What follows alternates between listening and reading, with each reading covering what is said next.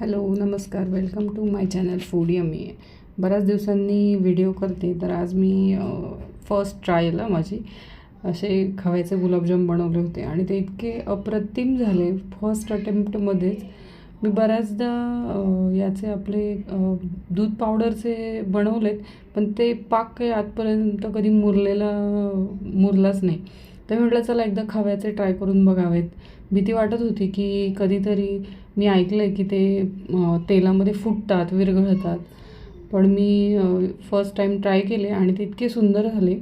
तर यासाठी काही नाही, मी एक पावशेर खवा घेतला आणि त्याच्यामध्ये 50 ग्रॅम मैदा घालून आणि एकदम पिंच असं खायचा सोडा घालून ते छान मळून घेतलं.